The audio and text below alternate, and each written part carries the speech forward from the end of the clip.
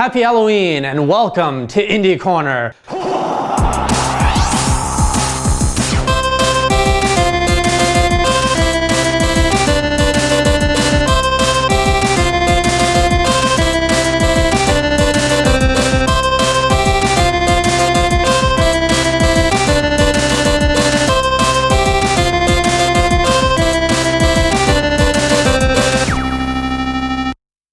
Hey guys, and welcome to the October 27th episode of Indie Corner. Today I've got a lot of good stuff for you guys. As on top of our usual show, at the end I've also got new shirt designs that I need you guys to vote into to bring into the Indie Corner store.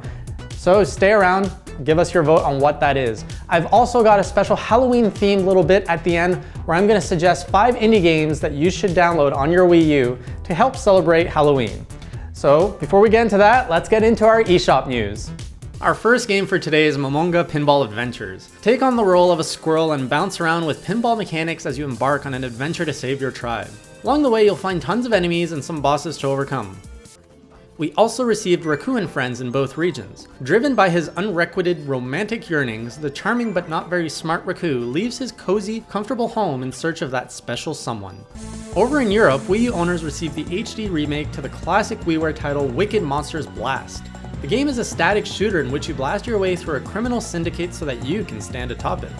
Over in North America, we saw a lot more titles starting with the budget title Color Bombs. In this game, there are dozens of paint blobs bouncing around and you have one chance to drop a black circle which will stop the paint blobs. Doing this will reward you with points. The bigger your chain reaction, the more points you get.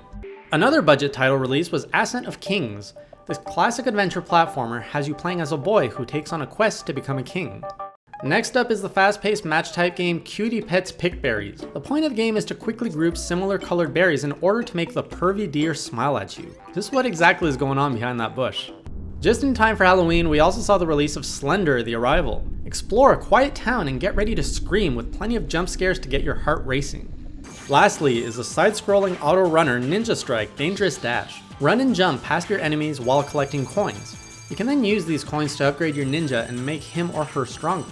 In the Europe 3DS eShop, players receive Ninja Usagimaru. You control Usagimaru and set off on a journey to rescue captivated villagers from the evil grasp of the Monoke. In each stage there will be a captured villager, and the path to rescue them is filled with various traps and Monokes. And in both territories we saw Gunslugs 2 and Wisdom on the 3DS. Fans of classic 2D shoot everything style games will love Gunslugs 2. Grab one of several weapons and take down everything that stands in your way. As for Wisdom, it's all about taking orders and mixing recipes together. Explore the many worlds of Potion Land and find new ingredients in order to become a potion master. In North America's 3DS eShop, there was also the Magic Hammer released. The game uses Minecraft-like visuals, but tosses in adventure RPG elements to the game. Mine, build, or pair up with a friend to explore the world, take down enemies, or craft whatever you can imagine. Alright, I don't have any project updates for you guys this week, but I do have some new projects. Check these out. Looking at new upcoming titles, we have the 2D platformer Cookie the Game for the Wii U. The game is in early development and promises plenty of vibrant 2D platforming fun for the whole family. There will also be tons of collectibles to seek out for an added challenge. Next, there's the JRPG-inspired Pixel Noir heading to the 3DS. The theme of the game revolves around a detective-like setting in the film noir style. The object of the game is to solve mysteries throughout the city as a private eye detective. Throughout the game, you'll work to rebuild your life and clear your name for what has happened 10 years ago. Then there's the Wii U platformer Ebba and Egg. In this game, you control both a chick and an egg and avoid dangers. The unique mechanic here is that Ebba and Egg can split up and take alternate paths through a level. Lastly, we have Escape from Flare Industries coming to the Wii U. Take on the role of a captured slime as he works to solve puzzles, find his friends, and escape from the factory. Alright, now if you want to help bring out some more games to the Wii U and the 3DS, here are a few Kickstarter projects looking for funding. Our first Kickstarter project for today is Super Axe Boy seeking funding for the Wii U. This game combines the best of 2D and 3D platforming into one game.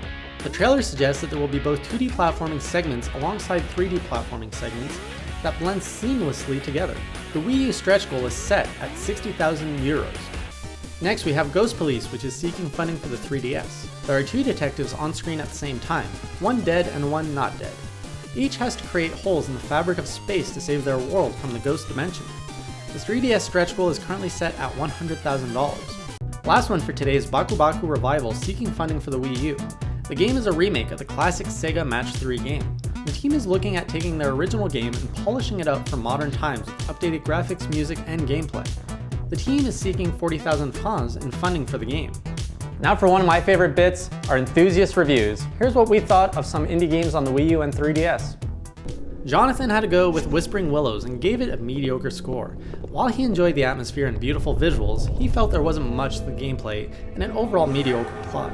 Akia, meanwhile, reviewed Race to the Sun and loved it, giving an 8 out of 10. He felt the gameplay was addictive, that the game had nice presentation, and that you constantly discover new features.